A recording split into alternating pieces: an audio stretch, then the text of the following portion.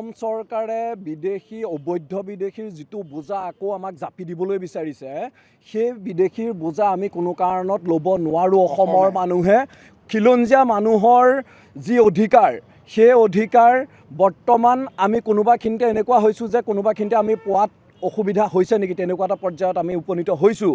আমাৰ ভয় হৈছে আজিৰ পৰা 20 বছৰ 25 বছৰ পিছত গৈ পেলাই খিলঞ্জীয়াৰ হয়তো কোনোবাখিনিতে বেলেগৰ অবৈধ বিদেশীৰ হাতত হওক বা বৰ্তমান লিগেল বিদেশীৰ হাতত হওক আঁঠু কাঢ়ি পেলাই জীয়াই থাকিব লাগিব নেকি বৰ্তমানৰ আমাৰ খিলঞ্জীয়া মানুহখিনি, তেনেকুৱা এটা শংকা হৈছে।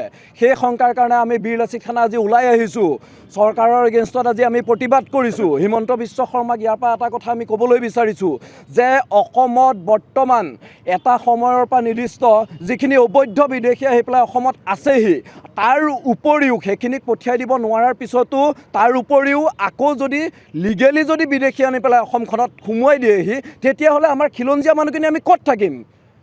কাইলৈ আমাৰ অধিকাৰ আমি ক'ত বিচাৰি যাম? গতিকে তাৰ কাৰণে আজি অসমৰ প্ৰতিখন জিলাত বীৰ লাচিত খানাই আমি প্ৰতিবাদ সাব্যস্ত কৰিছোঁ। আৰু এই প্ৰতিবাদৰ মাজেদি এটা কথা জনাই দিবলৈ বিচাৰিছোঁ চৰকাৰখনক যে কোনো কাৰণত যাতে অবৈধ বিদেশী হওক বা আমাৰ লিগেল বিদেশী যিটো কৰিবলৈ গৈছে, লিগেলি আনি পেলাই আমাক বিদেশী আনি পেলাই ইয়াত যিটো দিবলৈ গৈছে সেইখিনি যাতে বন্ধ কৰে তাৰ কাৰণে আজি আমি প্ৰতিবাদ কৰিছোঁ। জয় আই অসম! জয় আই অসম! জয় আই অসম!